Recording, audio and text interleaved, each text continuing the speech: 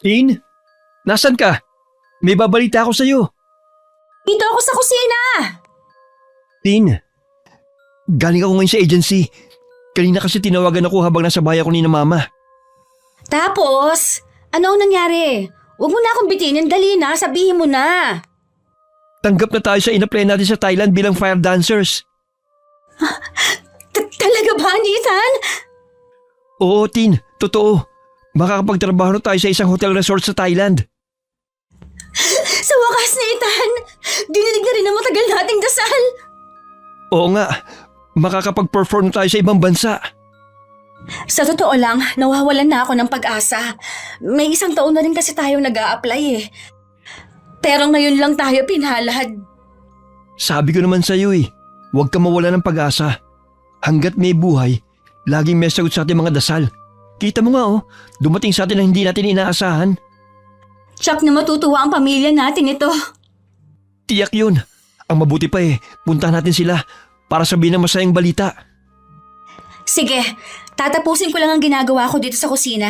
Tapos pwede na tayong umalis. Nagkakilala kami ni Nathan dahil sa trabaho namin bilang fire dancer. May 5 taon na rin ang nakakalipas. Iba ang grupong kinabibilangan ko noon. At ganun din siya. Sa Boracay kami una nagkakilala dahil doon ang trabaho namin. Nang mabuwag ang grupong kinabibilangan namin, nagpasya kaming wag nang sumali sa ibang grupo. Mula nga nun kung saan-saan beach resort kami nakakarating para mag-show. Pero hindi sa lahat ng oras ay maganda ang kita sa propesyon na pinili namin. May pagkakataon na walang tumatawag para upahan kami. Para magtanghal sa mga okasyon. Bukod kasi sa mahal ng bayad sa amin, hindi ganong kilala ang fire dancer. At kahit na hindi kami suportado ng pamilya namin sa hilig naming gawin, hindi kami sumuko sa pangarap namin.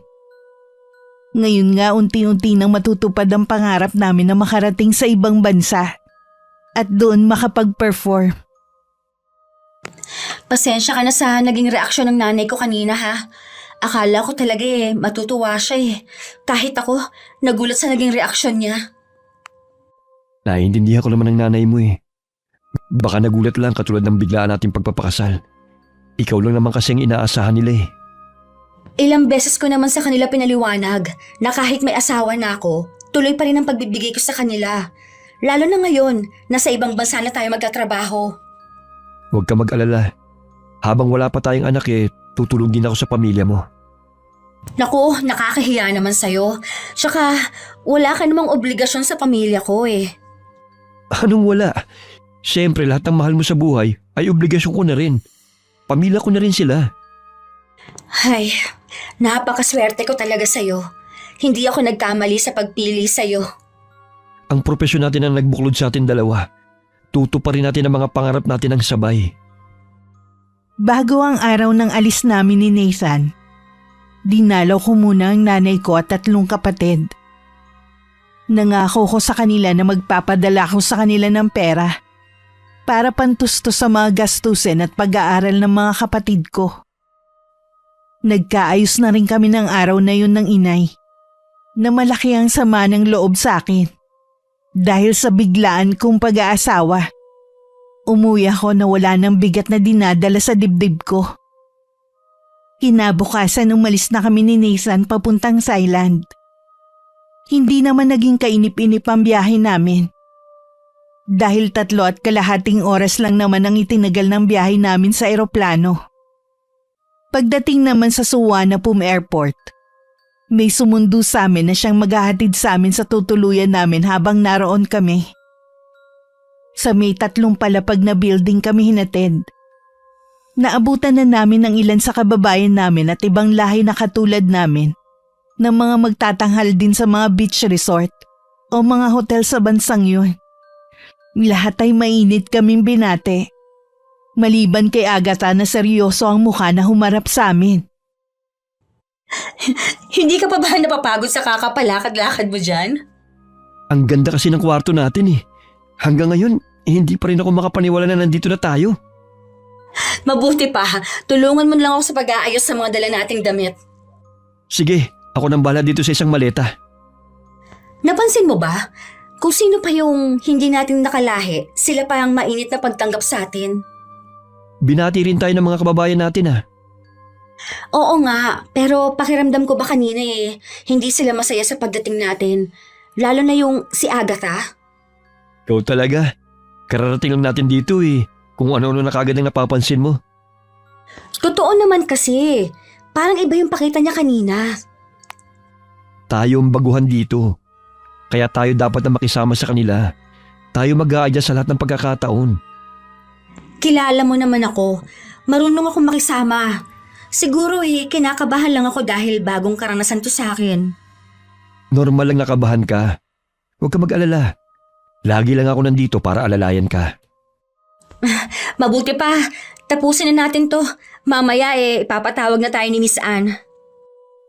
Sa totoo lang, madalang lang akong kutuban sa isang bagong kakilala. Pero mas pinili ko nalang ipagkibit-balikat ang nararamdaman ko. Tama si Nathan. Bago lang kami dito. Sigurado na maraming pagbabago ang mangyayari. Kailangan lang namin lakasan ng loob para matapos namin ang kontrata namin dito. Nung hapon nakilala na namin si Miss Anne. Isa pala siyang transgender na Pinoy na nakapangasawa ng Thailander. Siya din ang may-ari ng agency sa Pilipinas na inaplayan namin. Isang araw lang ang naging pahinga namin. Sumabak na agad kami sa trabaho. Sa unang show namin, marami agad ang napahanga sa kakaiba naming performance. Puro positibong papuri ang natatanggap namin sa mga guest. Naging paborito tuloy kami ni Miss Anne. Dahilan para kami ang ipadala sa iba't ibang resort sa Thailand. Wala kaming kamalay-malay na mag-asawa. Na ang tagumpay pala namin ang mag-uugat sa hindi namin pagkakaunawaan ni Agatha.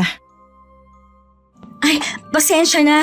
Hindi ko alam na nagsasampay ka rin pala. Okay lang ba na makisampay din ako? Bahala ka.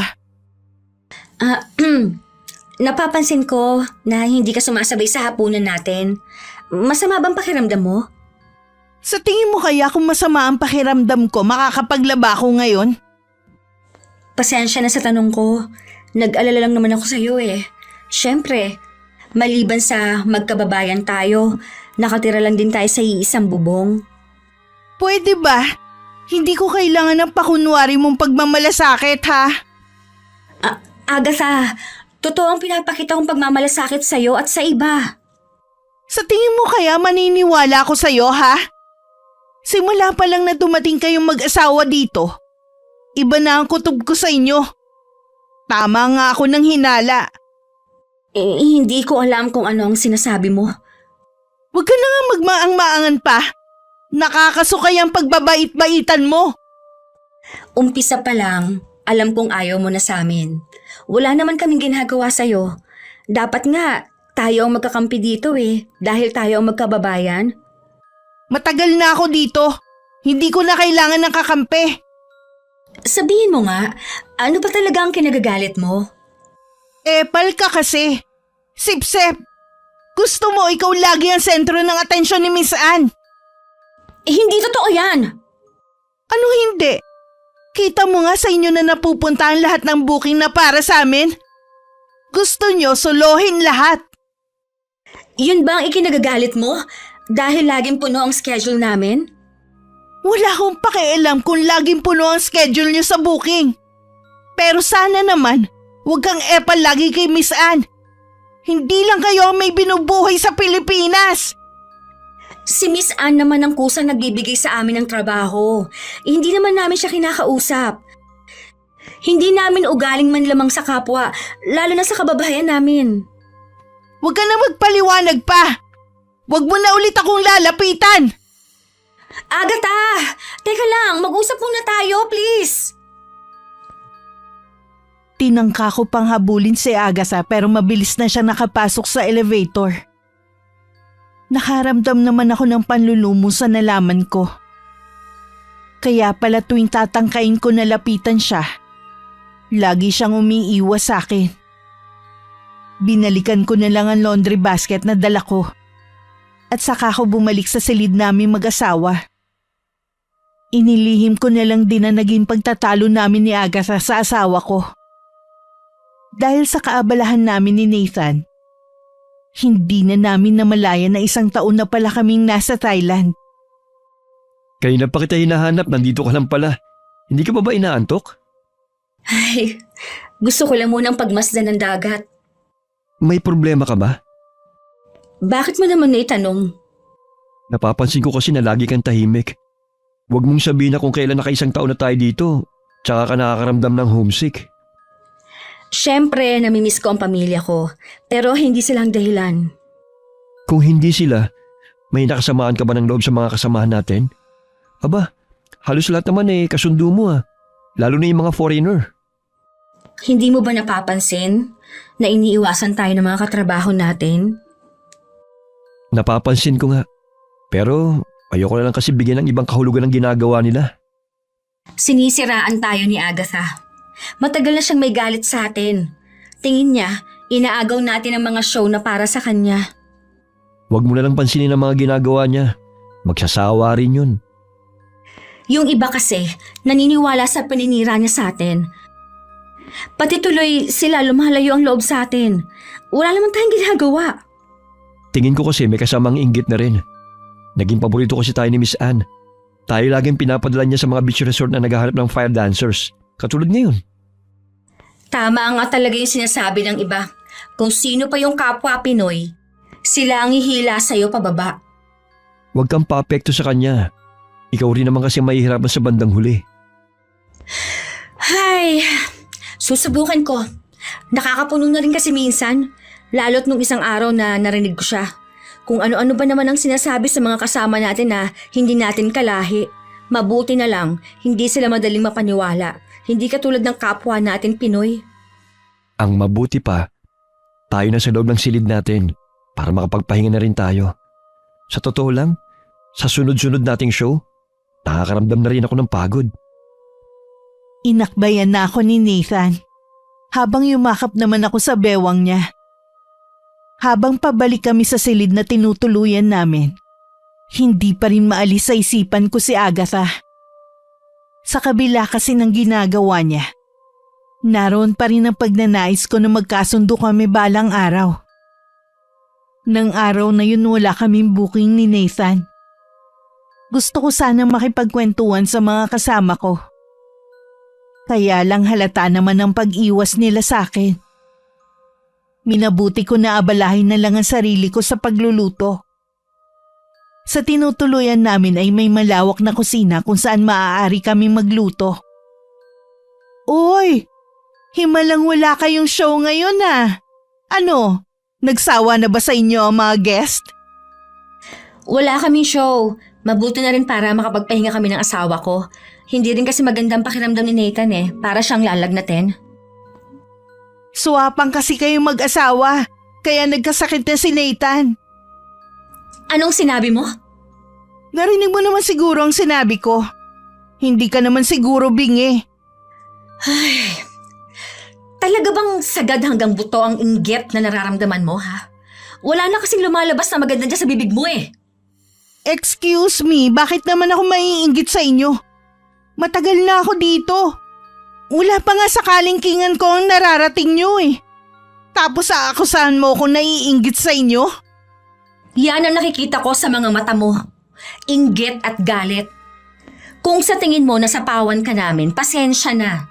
Hindi namin intensyon na makapang-apak ng kapwa. Ha? Hindi daw. Huwag ka nga magpanggap na kunwari mabait. Tayo lang naman ang nandito Ipakita mo ang tunay mong kulay.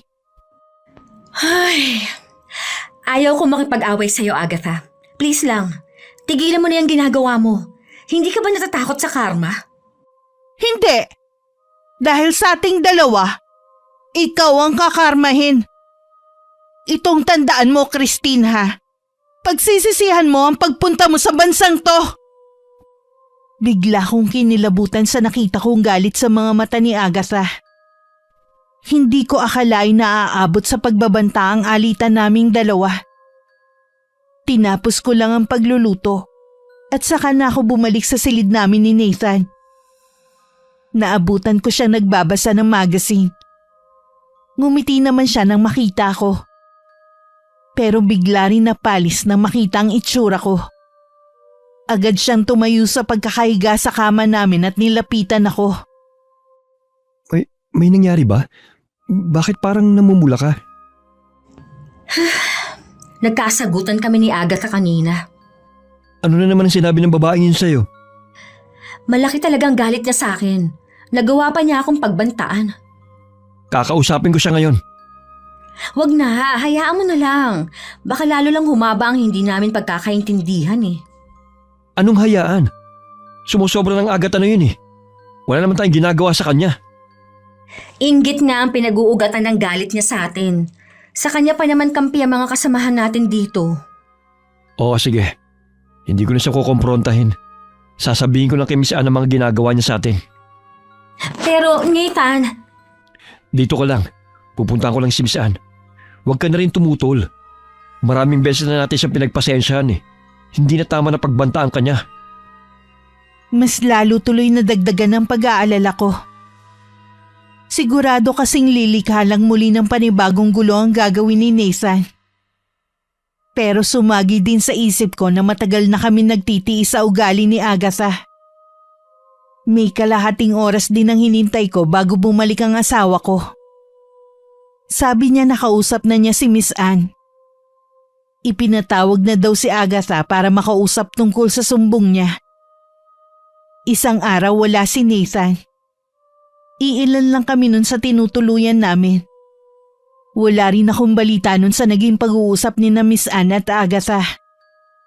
Hindi ko akalain na bigla na lang akong pupuntahan ng huli para kausapin. Hindi pa man nagsasalita si Agatha. Batid ko nang galit na naman siya sa akin. May kailangan ka? Epal ka talaga no? Kayo ng asawa mo. May nalalaman pa kayong pasumbong-sumbong. Yun ba ang ikinagagalit mo? Oo, ang kapal naman ng mukha nyo. Kabago-bago nyo lang eh. Kung umasta kayo, kala nyo kung sino kayo. Tama lang ang ginawa ng asawa ko. Mabuti nga yun para malaman ni Miss Ann ang ginagawa mo sa amin. Hindi lang yun, pati yung paninira mo sa amin sa iba nating kasamahan. Gusto mo, magalit din sila sa akin. Hindi ko sila ginagatungan. Nakikita naman talaga nila ang mga ginagawa nyo mag-asawa. Sumisip-sip kayo kay Miss Ann para sa inyo ibigay lahat ng show. Masyado kayong makasarili. Hindi totoo ang sinasabi mo. Kung binibigyan man kami ng show ni Miss Ann, hindi dahil sa sumisip-sip kami sa kanya, patas kaming lumaban dito. Kahit ano pang sabihin mo, hindi na magbabago ang pagtingin ko sa inyong mag-asawa. Hay, wala na akong magagawa kung yan na ang pagtingin mo sa amin. Pero itong sasabihin ko sa'yo, oras na guluhin mo pa ako, isusumbong ulit kita kay Miss Ann. Eh di magsumbong ka. Diyan ka naman magaling eh. Sip-sip pa more. Anong sinabi mo? Hindi ko agaling ulitin ang sinabi ko na. Problema mo na kung hindi mo naintindihan. Napatunayan ko na nakakaubos din pala ng lakas ang pakikipagtalo. Alam kong wala na akong magagawa pa para magkaayos kami ni Agatha. Ipinapasa Diyos ko na lamang ang lahat.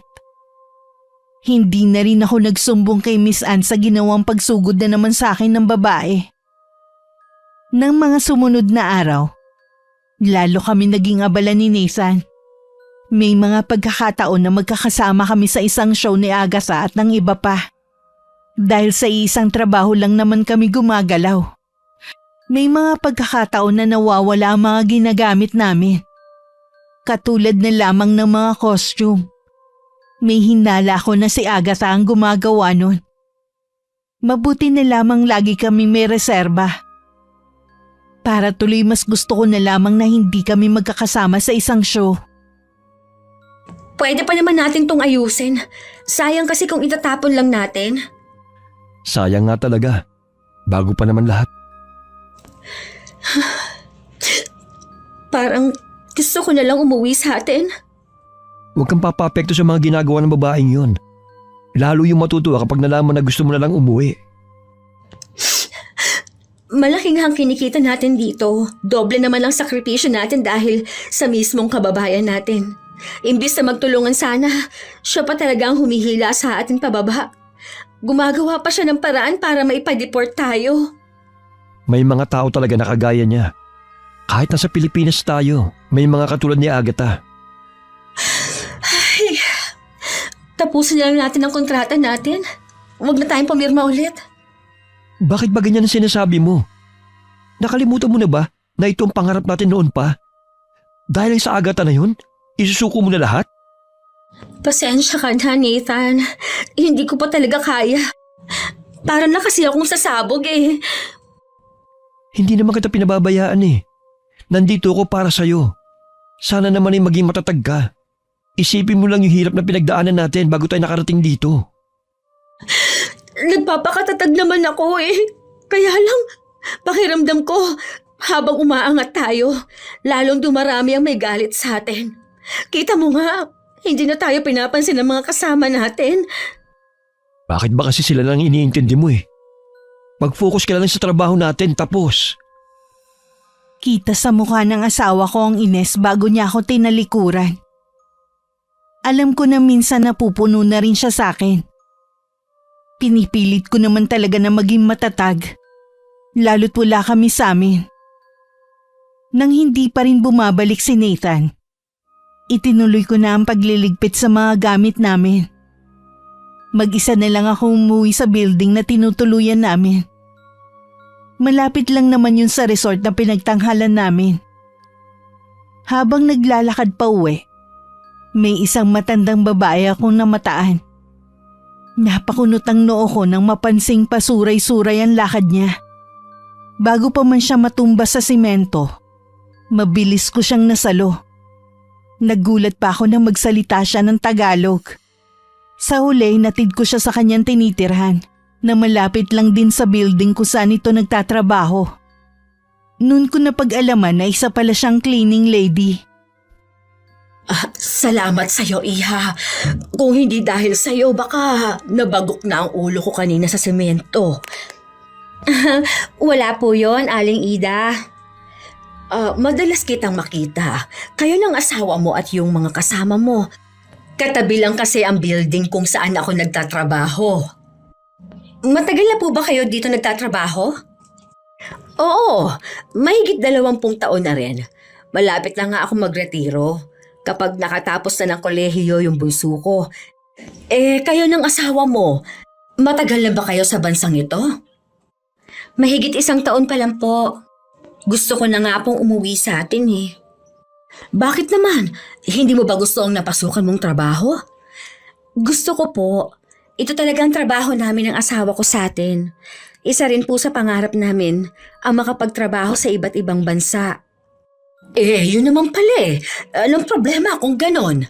Kung namimiss mo naman ang pamilya mo, napakalapit lang naman ng Pilipinas. Pwede mo silang dalawin. Hindi ko po kasi makasundo yung mga kasama namin sa trabaho. Kapwa Pinoy ba? Opo. Ay, ginawa ko naman po lahat para makasundo sila eh. Nung una, maayos naman ang samahan namin. Hindi nagtagal, sinisiraan na kami ng taong yun sa lahat. Ilang beses na rin po kami nagkasagutan. Hindi ko na po alam ang gagawin ko. Kaya naisip mong umuwi na lang sa atin? Yun ba ang solusyon na naiisip mo? Sa tingin ko po, yun ang mabuting gawin. Makakahanap naman siguro kami ng trabaho o di kaya mag-apply ulit sa ibang agency. Paano kapag sa ibang trabaho, may makasalamuha ka naman na katulad ng kababayan natin? Aalis ka na naman ba sa trabaho mo? Baka naman po wala na akong makasamang katulad ni Agatha. Alam mo, Iha, kahit saan ka magpunta, maraming katulad ng kababayan natin. Utak talangka ika nga nila. Hindi masaya sa tagumpay ng ibang tao. Gusto nila, sila lang ang nakakaangat sa buhay. Gagawa sila ng paraan para mahatakan nila pababa. Kaya ang maipapayo ko sa iyo, umiwas ka sa kanila. Di bali lang wala kang kaibigan. At least alam mong malayo ka sa taong may inggit sa'yo na maaaring magdala sa'yo sa kapahamakan. Tama po kayo, Aling Ida. Bakit ba ako nagpapaapekto sa sinasabi nila? Samantalang sanay naman akong walang kaibigan. Kung ayaw nila sa akin, di wag. Ang mahalaga wala akong ginagawang masama sa kanila. Natutuwa naman ako at naliwanagan ko ang isip mo. Tama po ang asawa ko. Marami na kaming pinagdaanan para makarating sa kung saan kami ngayon. Hindi dapat ako sumuko. Kapag sa tingin mo pinanghihinaan ka ng loob, huwag mong kakalimutan na magdasal. Sa lahat ng oras, pagkagising pa lang, tumawag ka na sa kanya. Bago ka gumawa sa araw na yon, hingin mo sa kanya ang patnubay na kailangan mo. Hindi kanya pababayaan. Ibigay mo lang sa kanya ang buong pagtitiwala mo. Opo, Aling Ida.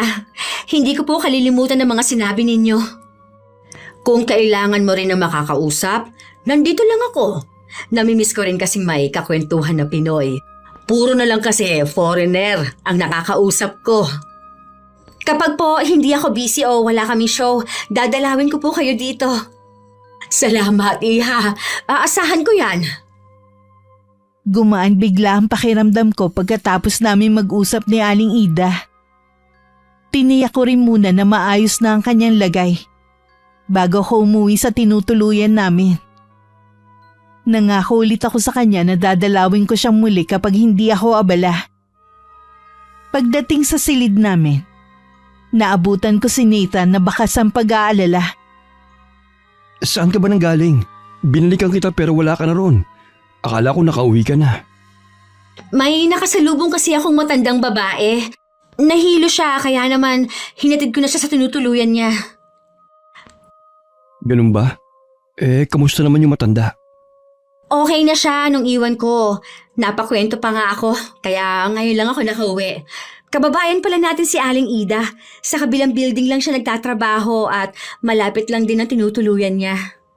Siya nga pala, Tin. Pasensya ka na kanina, ha? Medyo pagod lang kasi ako kanina. Kaya ang bilis uminit ng ulo ko. Kalimutan mo na yon. Tama ka naman sa sinabi mo Tsaka naliwanagan ako sa mga sinabi ni Aling Ida. Mula ngayon, hindi na ako magpapaapekto sa mga ginagawa ni Agatha. Ibig bang sabihin yan, hindi mo na itutuloy yung balak mong pag-uwi? Hindi na. Kung ganun pala, kailangan ko magpasalamat kay Aling Ida. Dahil sa kanya kaya nagbagong isip mo. Dalawin natin siya kapag wala tayong show. Oo naman. Ang mabuti pa, matulog na tayo. Ilang oras na lang mag-uumaga na. Nang mga sumunod na araw, kahit nakikita at naririnig ko ang mga ginagawa ni Agatha, pinagkikibit balikat ko na lamang ang bagay na yun. Kitang-kita naman sa kanyang itsura na hindi niya yun nagugustuhan. Patuloy kami ni Nathan sa pagtatanghal bilang mga fire dancer. Madalas hindi na lang sa mga party sa mga beach resort kami naiimbitahan, kundi naiimbitahan na rin kami sa birthday party, kasal at kung ano-ano pang okasyon. Isang araw kinausap kami ni Miss Ann. Hindi kami makapaniwala sa sinabi niya sa amin. Kulang na lang ay magtatalon kami sa sobrang tuwa. Napakaswerte naman natin, Nat! Biruin mo, tayo ang napili ni Miss Ann na magtrabaho sa Maldives. Hindi nga rin ako makapaniwala Pakiramdam ko para ako lumulutang hanggang ngayon. Dapat siguro mag-celebrate tayo. Sa tingin mo? Oo naman. Sa tagal na natin dito, hindi pa tayo nakakapamasyal o nakakakain sa labas. Tamang-tama, bukas wala tayong show. Ay, mabuti na lang talaga. Hindi ko tinuloy ang bala kong pag-uwi noon. Ito na yung bunga ng pagtsatsaga at pagtitiis natin. Kita mo, mas binibiyayaan pa tayo kaysa sa iba. Oo nga. Sa wakas, matagal ko ring hindi makikita si Agatha. Sana naman magbago na siya habang wala tayo. Hayaan na lang natin siya. Wala na naman tayong magagawa pa. Kung gusto niya magbago, nasa kanya na yun. Tama ka. Huwag na nga lang natin siyang pag-usapan pa. Paghandaan na lang natin yung pagpunta natin sa Maldives. Dahil sa makalawa na ang alis naming mag-asawa papuntang Maldives, naisipan ko na dalawin si Aling Ida at magpaalam na rin. Naabutan ko siyang nasa tinutuluyan niya. Mabuti na lang din wala siyang pasok ng araw na yon. Mabuti din alam mo ako ngayon, Iha. Pasensya na po kung ngayon lang ulit ako nakapunta. Abala lang po kasi sa trabaho. Ayos lang yon.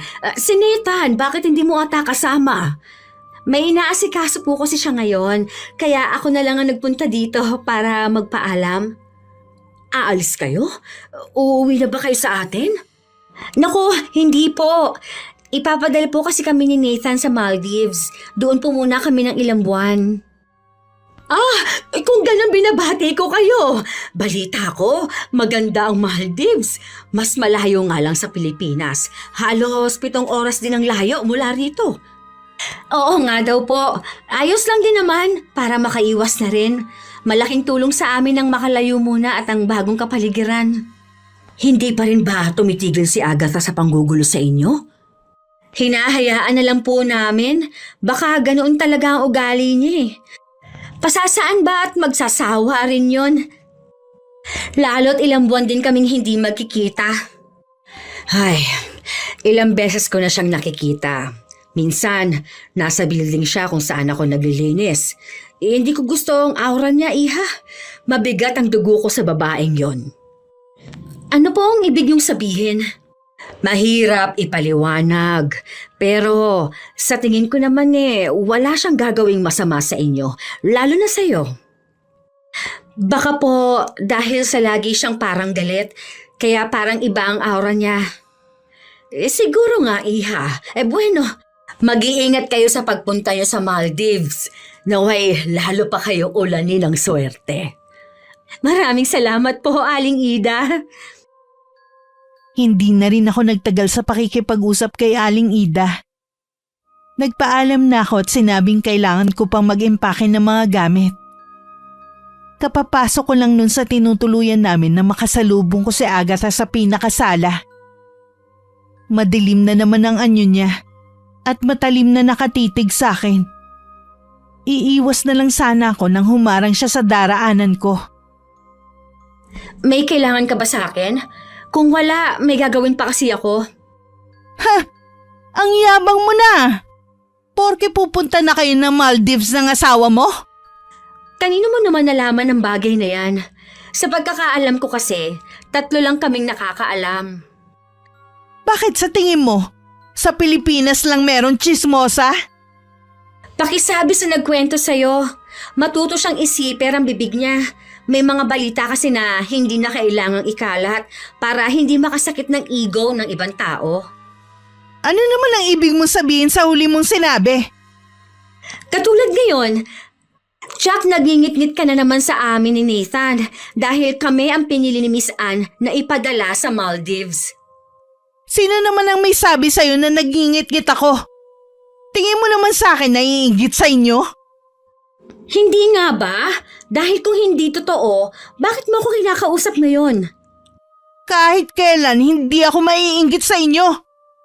Wala pa nga sakaling kingan ng narating ko kung nasan kayo. Kaya wag mong sasabihin na may inggit ako sa inyo. Ambisyosa! Sa kabila ng mga ginagawa mo, hangad ko pa rin na maging masaya ka sa buhay mo. Sana, habang wala kami, makapag-isip-isip ka na hindi mo kami kalaban. Katulad ng dahilan mo, nandito kami para kumita ng pera, hindi para makipagkompetensya. Mabilis ko nang tinalikuran si Agatha pagkatapos ng mga binitiwan kong salita sa kanya. Ayoko na rin kasing humaba pa ang diskusyon naming dalawa. Gusto ko rin kasi na wala akong dinadalang mabigat sa dibdib ko kapag umalis kami. Samantala sa inis ni Agatha, kinausap niya si Miss Anne. Kinwestiyon niya kung bakit kami mag-asawa ang piniling ipadala sa Maldives. Naggalit na rin ng tuluyan si Miss Anne dahil sa ipinapakitang ugali ng babae. Binalaan siya nito na kung hindi siya magbabago, tatapusin na ng manager namin ang kanyang kontrata. Lalo naman nagngit-ngit ang kalooban ni Agatha. Mangiyak-iyak na lumabas siya sa opisina ni Miss Anne. Nakasalubong naman niya ang asawa ko.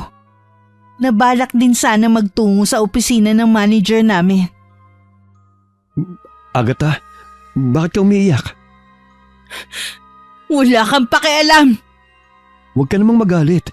Nagtatanong lang naman ako eh. Pwede ba? Huwag kang magkunwaring mabait katulad ng asawa mo. Mabait naman talaga kami ni Christine. Kita mo nga, kahit anong paninira na ginagawa mo sa mga kasamahan natin, hindi kami gumaganti. Alam mo kayo ang malas sa buhay ko eh. Bakit kasi kailangan pa natin maging magkasama sa trabaho? Hindi kami ang malas. Kaya ka nilalayuan ng swerte dahil sa ugali mo. Gusto mo kasi, ikaw lang ang umangat sa mga hinahawakan ni Miss Anne. Huwag ka sana maging makasarili. Ano ka mo? Ako pa ngayon ang makasarili? Eh kayo ang makasarili eh. Wala kayong pakialam kung walang booking ang mga kasama natin. Basta kayo kahit gabi-gabi pa. Hindi naman siguro namin kasalanan kung kami ang laging nire-request ng mga guests na mag-show sa kanila. Kahit ano pang sabihin mo, makasarili kayo. Wala kayong pakialam sa mga kasamahan nyo. Hindi nga dapat kayo ang ipadala sa Maldives eh. Marami dito ang mas matagal pa sa inyo. Katulad mo? Kaya ka ba nagagalit na naman? Dahil gusto mo ikaw ang ipadala sa Maldives? Oo! Mas ako ang karapat-dapat na ipadala doon, hindi kayo! Ako ang nauna sa inyo dito! At mas di hamak na mas magaling ako sa inyo! Lahat na lang kasi inagaw niyo sa akin! Palibasa kasi, mga sip-sip kayo! Teka lang Agatha, mag-usap na muna tayo para malinawan ang namamagitan na alitan sa ating tatlo. Pagbabayaran niyo ng mahal ang ginawa niyong pang-aagaw ng lahat ng meron ako! Tandaan mo yan! Agatha! Sige, subukan mo lumapit pa. Alam mong bawal ka na dito. Kapag lumapit ka pa, tatawag na ako ng pulis. Walang nagawa si Nathan kundi sundan na lang ng tingin si Agatha. Hanggang makapasok to sa silid niya. Naiiling na lang siyang pumunta sa opisina ni Miss Anne para makipag-usap sa kontrata namin sa Maldives. Nung araw na aalis na kami, may mga kasamahan kami ni Nathan na lumapit para magpaalam. Hindi ko maiwasan ng matuwa. Dahil hindi naman pala lahat ay naimpluwensyahan ni Agatha. Sa di kalayuan nakita namin ng babae na masama ang tingin sa amin. Pagdating sa isla ng Maldives, agad kaming isinalang sa pagtatanghal.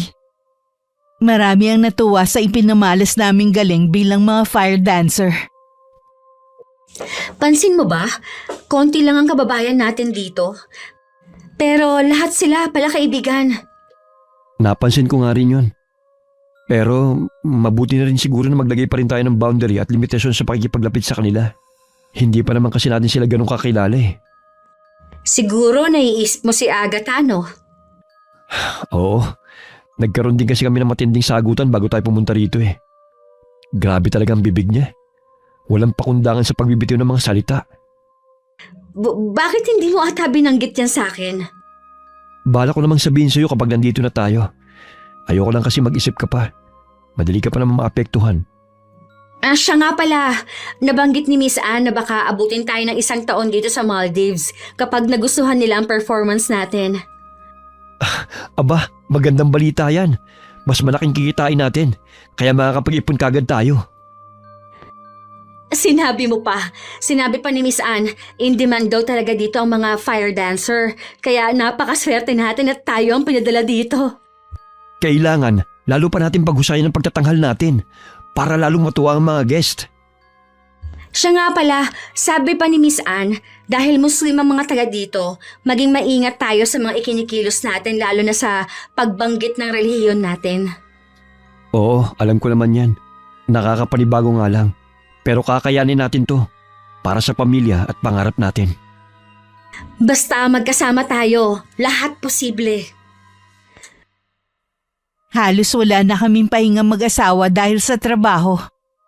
Dahil sa gabi kami madalas magtanghal, tulog naman kami sa araw. Hindi nagtagal marami na rin kami naging kaibigan sa isla na iba't ibang lahi. Meron din naman ng mga kapwa Pinoy. Napagtanto namin ni Nathan na hindi naman lahat ng Pilipino ay katulad ni Agatha. Marahil nasa ugali na rin ng isang tao. Samantala habang abala kami sa Maldives, may pinaplano na palang hindi maganda si Agatha sa pagbabalik namin. Anong kailangan mo, tanda? Itatanong ko lang sana kung nakabalik na ang mag-asawang Christine at Nathan. Wala pa sila dito. Hindi ko rin alam kung kailan ang balik nila. Sana nga hindi na sila bumalik. Ay, hanggang ngayon ba nagagalit ka pa rin sa kanila? Sino ka ba ha? Bakit kung makapagtanong ka parang may nalalaman ka? Marami talaga akong alam. Sa kabila lang ako nakatira. Kaya pala pamilyar ka sa akin. Kaibigan mo ba ang mag-asawang yon? Oo. Pero si Christine ang madalas kong nakakausap. Paano naman kayo nagkakilala ni Christine? Tinulungan niya ako nang minsang nahilo ako. Napakabait na bata. Mabait na agad yun sa'yo. Hindi mo pa sila kilala para masabing totoo mabait. Ano bang ginawa nila sa'yo at galit na galit ka? Marami silang hindi magandang ginawa sa akin. Lahat ng meron ako, kinuha nila. Sa tingin mo kaya, mapaglalalangan mo ako? Ano ibig mo sabihin? Hindi ka ba naniniwala? Sa tanda kong ito, marami na akong nakilala ng mga iba't ibang tao. Hindi pa man sila nagsasalita, nababasa ko na kaagad ang nasa kanilang kalooban. Di ibig sabihin nababasa mo kung anong naiisip ko? Sige iha, may gagawin pa kasi ako. Teka, sandali lang! Sino kaya matandang yun? Sa kabilang building lang daw siya nakatira Parang ang nakikita ko na siya dati. Inabot pa kami ng 1 taon sa Maldives bago kami nakabalik ng Thailand. Ang grupo na kasamahan din namin ang pumalit sa amin. Pagdating sa tinutuluyan namin, agad ako nagpahinga. Nung nasa Maldives pa lang kasi kami, hindi na maganda ang pakiramdam ko. Para akong lalagnatin ng mga oras na yun. Nagising lang ako sa mahihinang yugyug sa akin. Nat, bakit mo ako ginising? Anong oras na ba? Umuungol ka kasi kanina. Para kang nananaginip ng masama. Napakataas din ang lagnat mo. Ang sakit ng lalamunan ko, parang tuyong-tuyo. Heto, uminom ka muna ng tubig. Ikinuha na rin kita ng gamot. Salamat.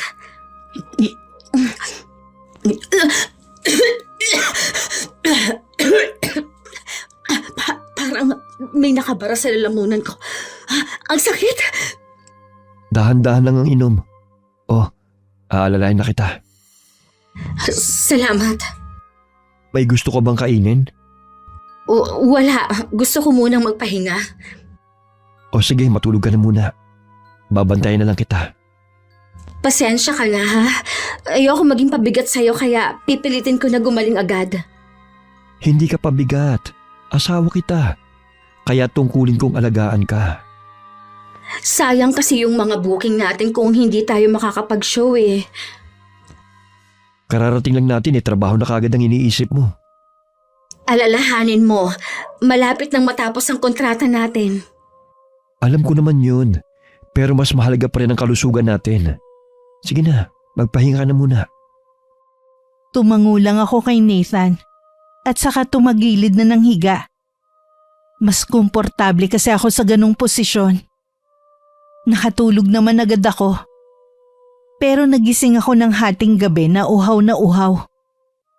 Mabuti na lang nagising din si Nathan. Mababaw lang kasi ang tulog niya. Agad akong humingi ng tubig sa kanya. Nang maibsan ang nararamdaman kong uhaw, tsaka ako bumalik sa pagtulog. Kinabukasan hindi pa rin maayos ang pakiramdam ko. Dahil doon ipinartner muna si Nathan sa ibang fire dancer. May booking kasi ng araw na yun. Dahil wala ang asawa ko, pinilit kong kumilos mag-isa. Pumunta ako sa kusina para kumuha ng pagkain. Totoo nga ang balita. May sakit kang araw. Pwede ba? Lubayan mo ako. Wala akong panahon makipagdiskusyon sa'yo ngayon. Gusto lang naman kita kumustahin eh. Mukhang malaki na ang pinagbago mo mula nang manggaling kayo sa Maldives. Siguro sa itsura ko, medyo nagbago ako pero ganun pa rin ang ugali ko. Ikaw naman, mukhang walang nagbago sa'yo. Hindi ko kailangan magbago. Ganito ako nagustuhan ng mga kasamahan natin. Anong ugali? Yang pagiging toxic mo? Teka nga lang, bakit parang naghahamon ka ng away ha? Kanina ka pa eh. Wala naman akong ginagawa sa'yo Kilala kita, Agatha. Tuwing nalapit ka sa akin noon, wala ka ng ibang alam gawin kundi sirain ang araw ko. Kung ako sa'yo, wag mong subukan ngayon. Maiksi lang ang pasensya ko, baka kung ano ang magawa ko sa'yo. Bakit? Anong gagawin mo? Bakit mahigpit ang pagkakahawak mo dyan sa kaserola? Balak mong ibuhos sa akin ang laman yan, no? Gusto mo ba? Relax ka lang, Christine. Wala naman akong balak makipag-away sa'yo eh. O sige, iiwan na kita. Kahit wala na si Agatha sa harap ko, nanginginig pa rin ako sa galit. Parang gusto kong ingudgund ang mukha niya kanina sa kaserolang may lamang kumukulong tubig. Sumagi rin sa isip ko na itarak ang kutsilyo sa dibdib ng babaeng yun. Diyos ko, ano ba nangyayari sa akin? Bakit ganito ako mag-isip ngayon? Dahil lagi pa rin masama ang pakiramdam ko, hindi muna ako pinayagan ni Miss Ann na magtrabaho. Nang gabing yun, pipilitin ko talagang hindi matulog. Gusto kong hintayin si Nathan. Mag-uumaga na nun nang dumating siya, kasama ng ilan naming katrabaho. Narinig ko pa ang malutong niyang tawa na sinabayan pa ng mga katrabaho naming babae. Bigla ko nakaramdam ng paninibugho ng mga sandaling yun. Parang gusto ko rin maiyak sa sama ng loob. Nang pumasok si Nathan, nagulat pa siya nang makitang gising pa ako. Bakit gising ka pa ng ganitong oras? Sadya talaga kitang hinintay para makita ko ang ginagawa mo. Ha? Hindi kita maintindihan. Masama pa rin ba ang pakiramdam mo? Huwag mo akong hahawakan. Pagod ako, Tin. Ang mabuti pa matulog na tayo. Saan ka napagod, ha? Ano bang klaseng tanong yan, ha? Narinig kong tawanan niyo kanina. Parang nagkakamabutihan ata kayo ng babaeng yon. Tin, ano bang nangyayari sa'yo? Huwag kang magkaila. Kitang-kita ko kayo nang dumating. Ngayon lang kita nakita na ganyan kasaya. Tin, mali ka nang iniisip mo. Yung nakita mo kanina, nagbibiro lang yung isa nating kasama. Kaya kami natawa. Walang mali siya yun. Hindi ko alam kung dapat ba kitang paniwalaan. Bakit hindi? Asawa mo ko. Alam mong mahal kita. Hindi ko magagawang lokohin ka.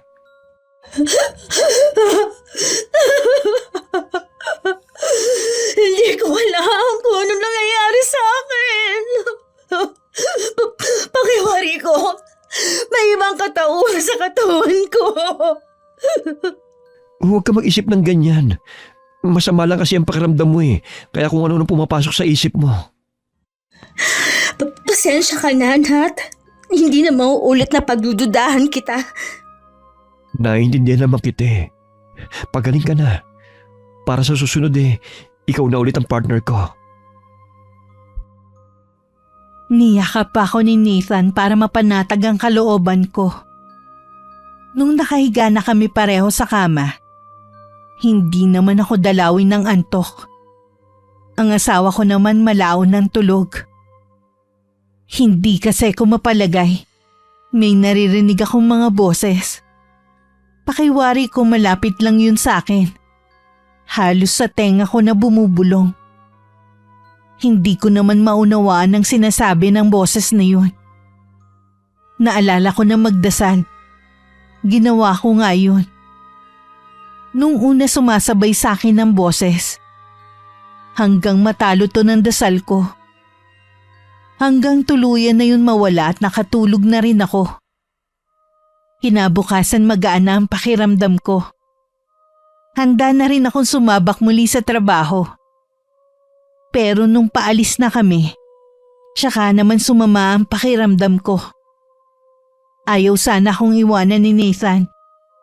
Pero pinilit ko siyang tumuloy sa trabaho namin. Tutal meron naman papalit sa akin na magiging kapareha niya. Ano ba ang nangyayari sa akin? Kailangan ko na siguro magpatingin sa doktor. Baka may malala na akong sakit. Hindi pa namin alam ni Nathan. Inabot pa ng ilang araw bago ako nakapagpa-check up. Dahil hinintay ko pa si Nathan na walang buki. Nang masuri naman ako ng mga doktor, wala naman silang nakitang sakit sa akin. Niresetahan lang ako ng mga vitamins dahil masyado daw akong payat. Pagdating sa tinutuluyan namin, bigla na naman umatake ang sakit ko. Saan banda masakit? Dito ba? Kanina yung tiyan ko. Ngayon naman tong ulo ko. Para minamartilyo sa sakit. Ang mabuti pa siguro, dali na kita sa ospital. Kagagaling lang natin doon. Wala naman sila nakitang sakit ko, di ba? Maghahanap tayo ng ibang doktor, yung magaling. Mawawala rin siguro ito. Bigyan mo na lang ako ng gamot para sa sakit ng ulo. Teka lang, meron pa dito eh. Ito, meron pa palang isang tableta. Inumin mo na muna to para mawala ng sakit ang ulo mo. Salamat. Pakiramdam ko, naduduling na ako sa matinding sakit. Ipikit mo muna ang mga mata mo. Hihilutin na rin kita. Baka sakaling makatulong. Nakatulong ang ginagawa ng asawa ko na paghilot sa akin. Hindi ko na malayan na makakatulog ako.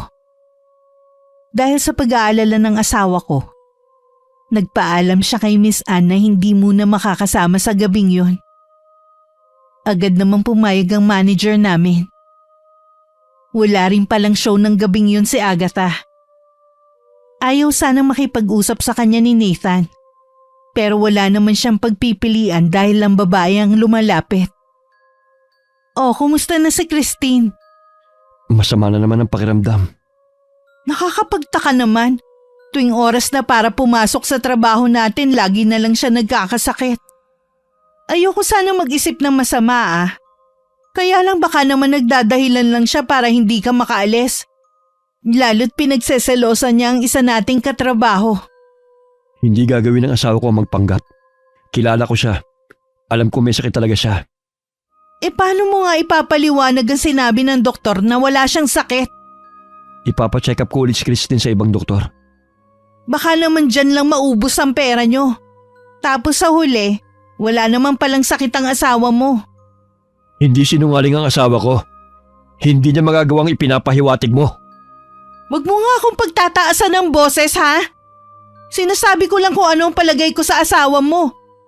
Kung mapapatunayan na tama ang hinala ko, alam mo na siguro ang pwedeng mangyari sa inyo. Pauuwiin na kayo sa Pilipinas. Matindi pa rin pala ang paghahangad mo na mapauwi kami, no?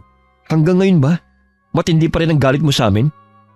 Noon pa, mabigat na ang loob ko sa inyo. Lalo na dyan sa asawa mong sip-sip. Hindi totoo yan. Kung binibigyan mo lang sana ng pagkakataon ng asawa ko na maging kaibigan mo, sinasabi ko sa'yo na napakabait ni Christine. Marami akong kaibigan. Wala na akong balak dagdagan pa. Kung wala kang balak makipag-ayos, please lang, wag mo nang away ng asawa ko. Kasi hindi yan makakatulong para gumaling siya. Hindi na rin nakuha ni Agatha na sumagot. Dahil narinig nila pareho ang pagtawag ko kay Nathan. Agad namang bumalik sa silid namin ng asawa ko. Umiiyak ako na yumakap sa kanya na makalapit siya. Napakahigpit ng yapos ko na halos ayoko nang bumitiw. Ipinakita ko rin ang paglalagas ng buhok ko. Takot naman si Nathan na nakatingin doon. Kinabukasan dinala ulit ako ng asawa ko sa doktor. Gaya ng mga naunang sumuri sa akin, wala naman silang makitang sakit ko. Ang paliwanag lang nila sa paglalagas ng buhok ko, baka daw dala ng matinding stress.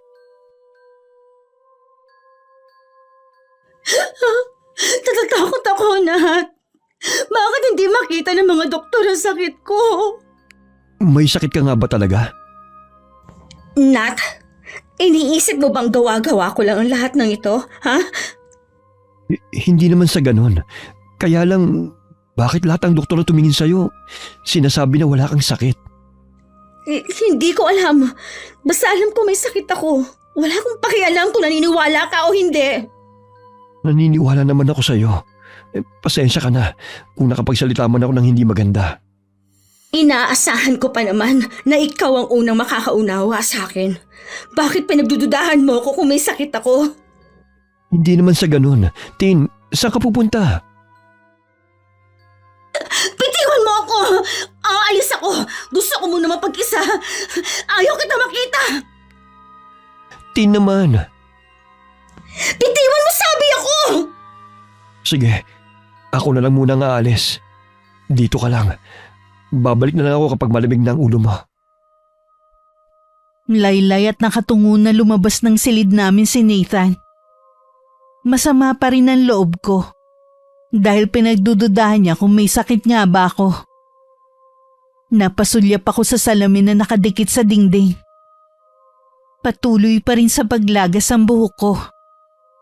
Napansin ko rin ang pagdurugo ng loob ng bibig ko. Nang tingnan ko ito, nagulat ako dahil may mga ngipin akong dumudugo at umuuga pa ang mga iyon. Nahihintakutan na tumakbo ko sa kama at nagtalukbong ng comforter. Ano ba talaga ang nangyayari sa akin? Nathan, natatakot ako. Bumalik ka na dito. Samantala, nasa labas lang ng tinutuluyan namin si Nathan. Nakatingala sa kalangitan. Naisipan niyang maglakad-lakad muna at bumalik na lang kapag tulog na ako. Hindi pa man siya nakakalayo. Nagkita naman sila ni Aling Ida. Baka sa mukha ng matandang babae ang saya na makita ang asawa ko. Pinaunlakan din siya ni Nathan na sumama makipagkwentuhan muna sandali. Tingin din ng asawa ko kailangan niya ng makakausap ng mga sandaling yon. Ano ka mo? Parang may sakit si Christine. Bakit nila hindi ka sigurado? Ilang doktor na po kasing tumingin sa kanya. Pero lahat pare-parehong resulta. Walang sakit ang asawa ko. Noong nasa Maldives pa ba kayo nang magkasakit siya? Nung makabalik na po kami dito, Ano ang napapansin mo sa kanya? mukha naman talaga siyang may sakit. Matindi ang pananakit ng ulo niya. Tapos ngayon po naglalagas ang buhok niya. Sana mali ang iniisip ko. May sinasabi po kayo? Bukas. Dalhin mo siya dito sa bahay ko. Baka may magawa ako para sa kanya. Huwag niyo po sanang mamasamay na sasabihin ko, Aling Ida. Kung ang mga doktor po walang nagawa, paano niyo po matutulungan ang asawa ko? Dati akong manggagamot sa atin bago ako nakapagtrabaho dito sa Thailand. Namana ko ang kaalaman ko sa aking yumaong ina. Isa po kayong albularya? Oo, iho. Dalhin mo na dito ang asawa mo bago mahuli ang lahat. Kung tama ang hinahala ko, hindi talaga siya mapapagaling ng mga doktor. Mag-aaksaya lang kayo ng pera at panahon. Pero hindi gagaling si Christine sa sakit niya. Meron po kayo sumasalbahe sa asawa ko? Malalaman natin yan kapag nasuri ko na siya. Uso rin pala dito ang mga kulam. Akala ko sa atin lang nangyayaring ganito. Kahit saang lupalop ng mundo ay may kulam. Iba-iba lang ang tawag nila dito. Bakit kailangan kay Tin pa? Ang bait naman ng asawa ko. Hindi naman kailangang may gawin kang masama sa kapwa mo para kulamin ka. Minsan, dala ng labis na inggit kaya yun nagagawa ng isang tao. Inggit? Hindi kaya... Huwag ka munang magbabanggit ng pangalan hanggat hindi tayo nakatitiyak. Aling Ida, kailangan ko na pong umuwi. Walang kasama si Tin eh. Baka kung mapano siya. Sige iho, hihintayin ko nilang kayong dalawa bukas. Marahan na lamang napatango ang asawa ko kay Aling Ida. Masyado kasing okupado ang isip niya sa pag-aalala sa kalagayan ko. Nagmamadali na rin siyang umuwi sa tinutuluyan namin. Nakasalubong pa niya sa hallway si Agatha. Pero umiwas siya ng tingin sa babae at tumuloy na sa silid namin. Naabutan naman niya ako nanginginig sa takot habang nakatalokbong ng comforter. Nat, mabuti umuwi ka na. Ano nangyari? Bakit nakatalokbong ka? Natatakot kasi ako eh. Tingnan mo, ang buhok ko at ngipin, natatanggal sila. Diyos ko, tama nga yata si Aling Ida. Nagkita kayo ni Aling Ida? Oo, nagkausap din kami tungkol sa kalagayan mo. Kailangan kita madala sa kanya. Baka siyang makatulong sa'yo. Bakit? Ano ba siya? May alam siya sa panggagamot. Huwag mong sabihin na... Shh! Huwag ka muna maingay. Hanggat hindi tayo nakakasiguro. Isang tao lang ang maaaring gumawa nito sa akin. Sabi ni Aling Ida, matinding inggit daw maaaring pinag-ugatan ng lahat. Bakit kailangan mangyari sa akin ito? Isipin mo lang na isa lamang itong pagsubok sa atin. Malalampasan din natin ito na mag-asama. Nung gabing yun, matinding pananakit ng ulo ang nararamdaman ko. Hindi na rin ako makatulog. Bumangon si Nathan para sana dalhin na ako kay Aling Ida. Pero laking gulat niya nang makita sa labas si Agatha. Blanko ang ekspresyon ng mukha ng babae. Hindi naman nagpahalata ang asawa ko na kinakabahan siya ng mga sandaling yun. May sakit pa rin ba si Christine? Narinig ko kasing umiiyak siya kanina eh. Oo eh. Matindi ang sakit ng ulo niya ngayon. Napainom ko na rin naman siya ng gamot. Baka mamaya mawala na rin. Masakit lang ba ang ulo niya? Wala na ba siyang nararamdamang iba? Sakit lang ng ulo. Bakit? Meron pa ba siyang dapat maramdaman? Ha? Wala naman. Bakit ka nga pala lumabas ng silid niyo? Kukuha lang sana ako ng tubig. Bakit gising ka pa? Hindi kasi ako makatulog eh. Sige, papasok na rin ako sa silid ko. Gustuhin man ni Nathan na ilabas ako sa tinutuluyan namin. Baka kasi ikapahamak pa namin yun. Puno kasi ng CCTV ang buong paligid. Mahigpit din si Miss Ann sa paglabas namin ng alanganing oras. Kahit awang-awa na sa kalagayan ko ang aking asawa, wala siyang magawa kundi hintayin na lang ang pag-uumaga. May iba ka pa bang nararamdaman? Ang tiyan ko. Para may gumagalaw sa loob ng tiyan ko. Ang sakit! Teka lang, kukuha ko ng panghaplas. Nat! Ang tiyan ko! Umaalon! Diyos ko, lumalaki siya. Nat! Tulungan mo ako. Hindi ko na kayang tiisin ng sakit. Kailangan mo magpakatatagtin. Kailangan mong labanan kung sino man ang gumagawa nito sa'yo. Sabay tayo magdasal. Kahit namimilipit ako sa matinding sakit, sinabayan ko pa rin ang pagdadasal ni Nathan. Hanggang unti-unti nang kumalma ang tiyan ko. Nakatulog rin ako sa matinding pagod at puyat. Si Nathan naman hindi nakatulog. Nagtungo agad siya sa opisina ni Miss Ann para ipaalam na dadalhin ako kay Aling Ida. Walang pagpipilian ng asawa ko kundi ang sabihin ng tunay kong kalagayan. Sa pagkagulat ng asawa ko, naniniwala pala sa kulam ang manager namin. Nagbilin pa siya na wag nang patagalin ang pagdadala sa akin sa sinasabi ng asawa kong manggagamot. Dinala na agad ako ni Nathan sa tinutuluyan ni Aling Ida. May malay ako nun pero walang lakas. Kaya kinailangan akong buhatin ng asawa ko. Aling Ida, ako nga Iha. Alam kong hindi mabuti ang lagay mo ngayon. Huwag kang mag-alala. Gagawin kong lahat ng paraan para gumaling ka. Kagabi ko pa nga po siya gustong dalhin dito eh. Kaya lang po, gising pa si Agatha. Kaya hindi ko siya ipinadala sa'yo dito. Delikado rin. Mas malakas ang kapangyarihan ng kulam kapag gabi. Baka mapahamak lamang si Christine kung ilalabas mo siya sa tinutuluyan ninyo. Tama po ba kami ng pinaghihinalaan ng taong gumawa nito sa akin? Oo, Iha. Sa ngayon, gagamutin na muna kita. Pagkatapos, tsaka ko ibabalik ang ginawa niya sa'yo. Mabuti pa siguro ka muna magsalita. Lalo ka kasi manghihina eh. Papahiran kita ng langis sa ulo at buong katawan. Iwan mo muna kami, Iho. Tatawagin na lang kita kapag tapos na. Ay, sige po. Tin, dito na ako sa labas ha.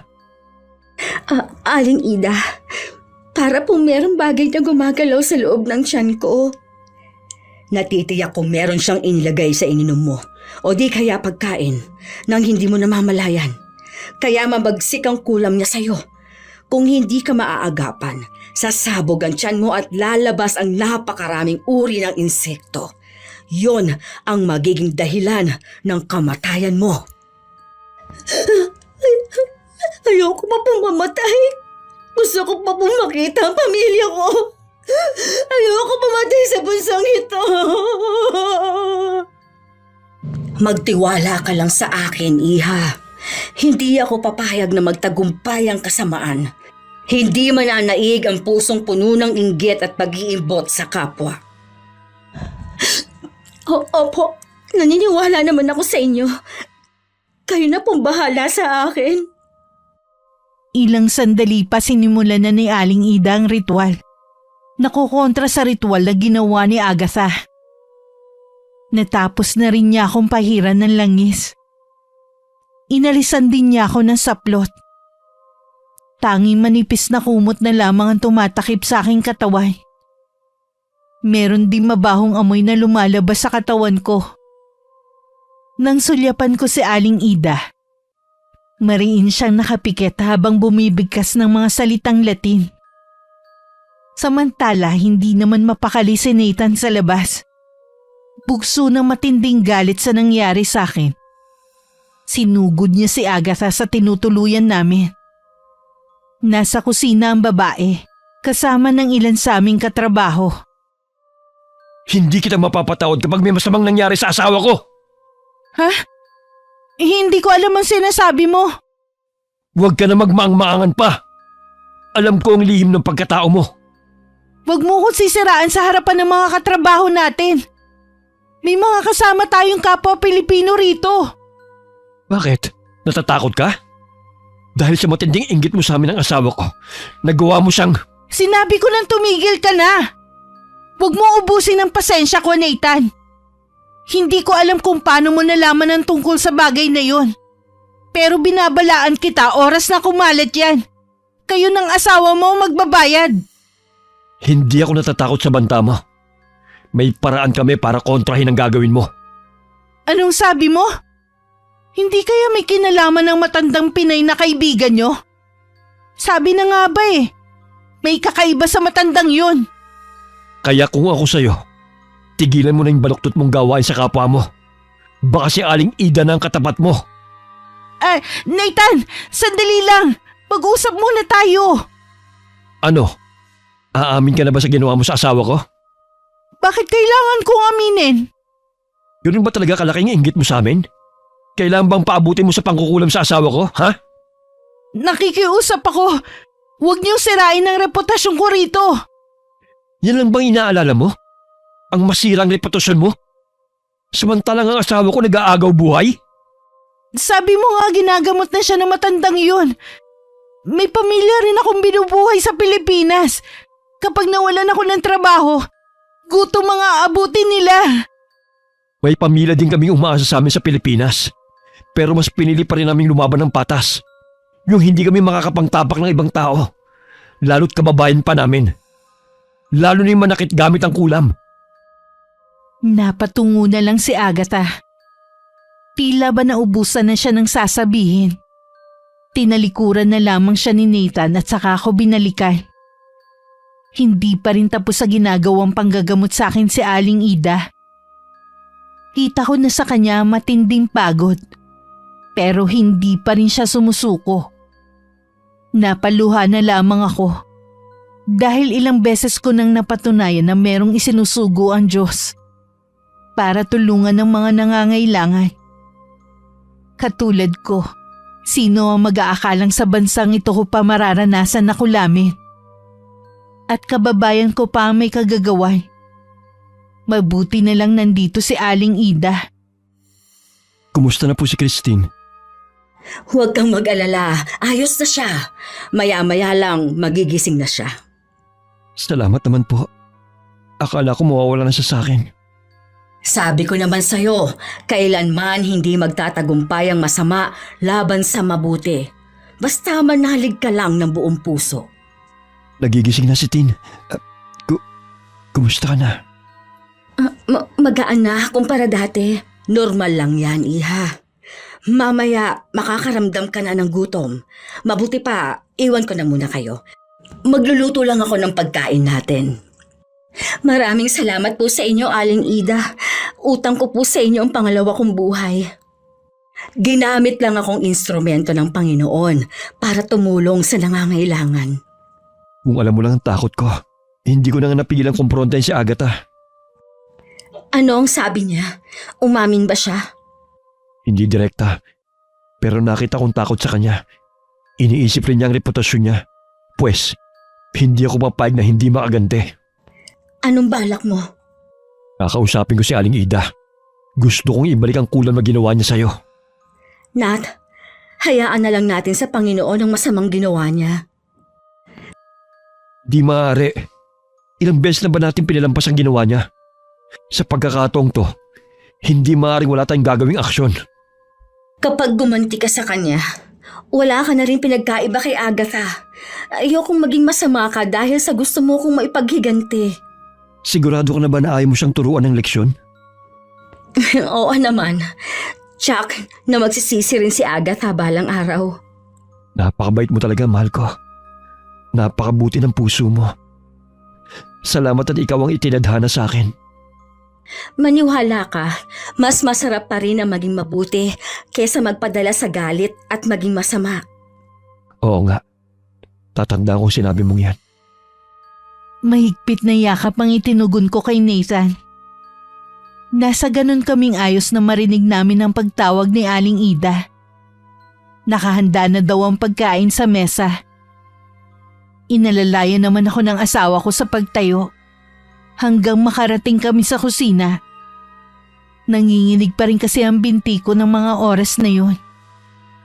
Tama nga si Aling Ida. Pakiramdam ko gutom na gutom ako. Pagbalik namin sa tinutuluyan namin, naroon si Agatha. Banaag sa mukha niya ang hindi pagkapaniwala na makita kong bumalik na sa dati. Christine? Ako nga, kumusta na? Mabuti naman. Magaling ka na pala. Sa awa ng Diyos, gumaling na ako sa kakaibang sakit na dumapo sa akin. Christine, pwede ba kitang kausapin ng tayong dalawa lang? Hindi maaari. Kailangan pa magpahinga ng asawa ko. Maraming lakas ang nawala sa kanya. Marami pa namang pagkakataon. Nasa iisang tinutuluyan lang naman tayo. Sige. Tsaka na lang siguro. Sige may gagawin pa pala ako sa silid ko. Akala ko ba nag-usap na tayo? Oo nga. Pero hindi ibig sabihin na hayaan ko nang makalapit siya sa'yo. Baka mamaya ay kung ano pang gawin niya sa'yo. Sa tingin ko naman, nagsisisi na siya sa ginawa niya.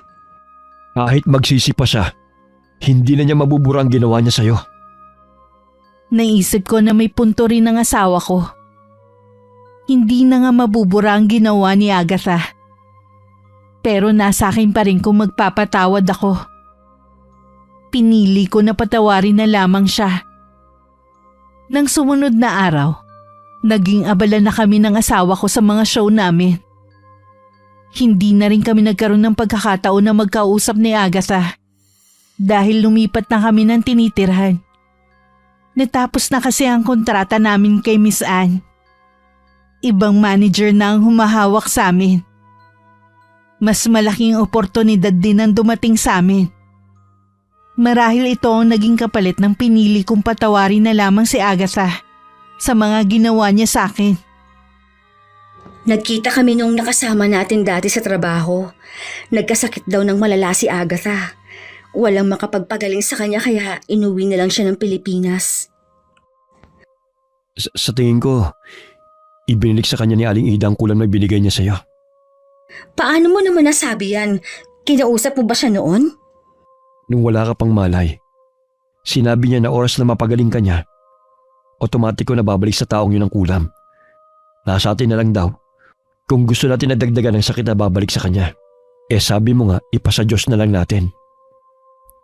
May mga taong umaasa pa naman sa kanya. Hindi ko maiwasan na maawa. Wala na tayong magagawa. Yun ang kapalit ang ginawa niya sa atin. Sana may taong makapagpagaling sa kanyang sakit. Lagi ko siyang isasama sa mga dasal ko. Ibang klase ka rin talaga. Sige, isasama ko rin siya sa dasal ko. Kahit wala na tayong balita pa sa kanya. Sa paglipas ng mga taon, naging napakabuti sa amin ng Panginoon. Maraming magandang oportunidad ang dumating sa aming mag-asawa. Kung saan-saan bansa na kami nakarating para mag-show. Mas lumaki ang kita namin kumpara nung nag-uumpisa pa lang kami. Mas lalo pa namin pinaghusayan. At minahal ang trabaho namin. Na siyang nagdala kung nasan kami ngayon. Wakas,